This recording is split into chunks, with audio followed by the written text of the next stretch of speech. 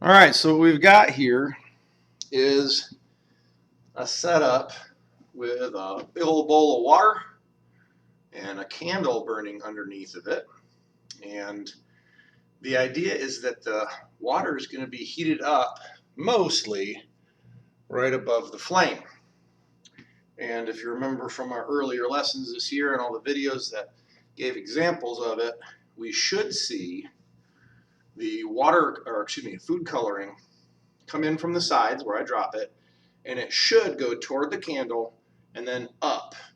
And the reason it goes up, of course, is that fluid that it is now in is being heated, so it is less dense and it will rise. And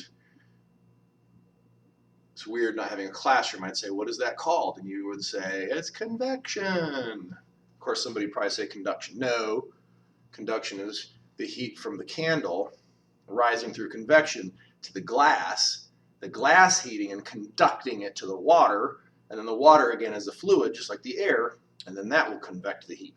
So I'm going to put one drop, red on one side, and this looks like blue on the other. And we're going to see how quickly they mix, because right away they shouldn't. There should be two convection cells, and then it should circulate. Almost looks more green from where I'm standing. Let me get out of the way. And the red turns out looks like it's yellow. Just looks yellow or red in the bottle. So we've got yellow and blue. And of course that means we should get green once they start to mix.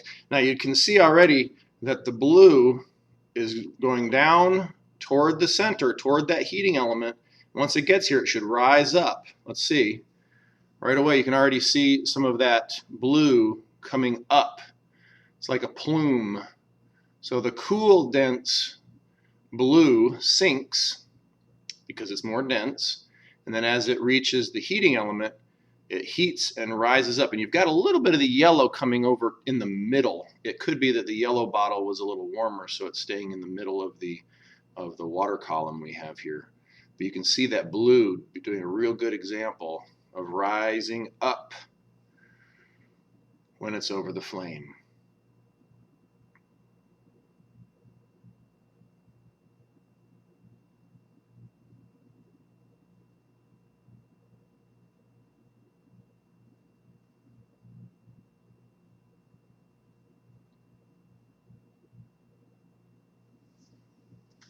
Might help if I had a perfect white background behind the, there we go,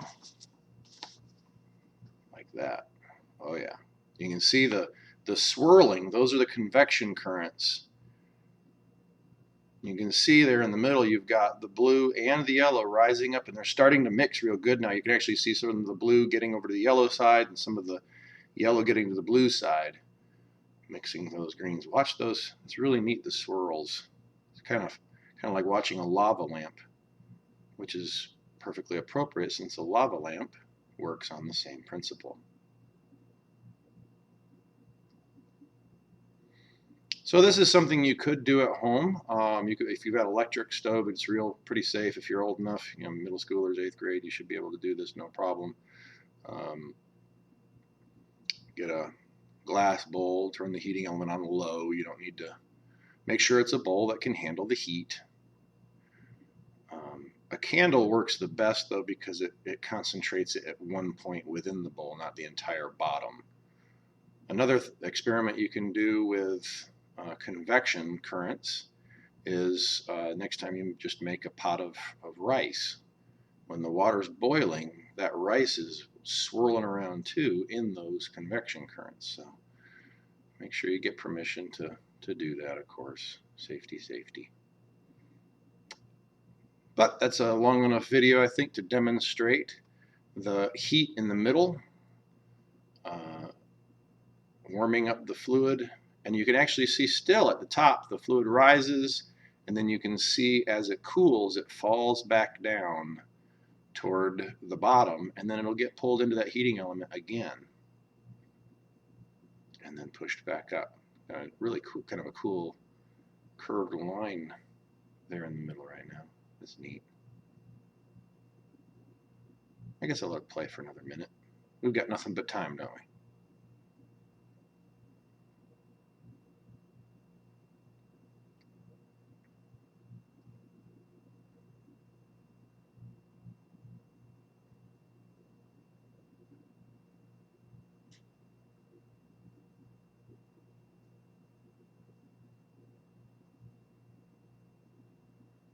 Maybe Miss Demian can take the voiceover out of this and just watch it for one of her meditative exercises. I think it'd work pretty well.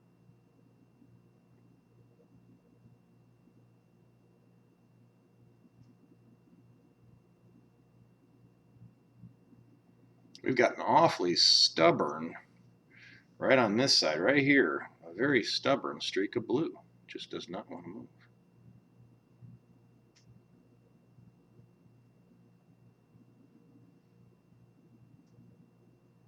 Look at the really cool twist right there in the middle. That's kind of neat. And you notice we still do have partial separation. We've got more yellow and more concentrated blue on this side. So those convection cells, while the water is mixing, they are staying separate. Again, you have a cell on this side circulating, and then there's a cell on this side circulating. And of course, they overlap a little bit and mingle to make the green, but they are two separate cells, convection cells. It's really neat. This stubborn line is actually being stripped away just slightly and pulled toward the heating element. Isn't that neat? Just pulling it right off. Very cool. And you still have that slow rise in the middle.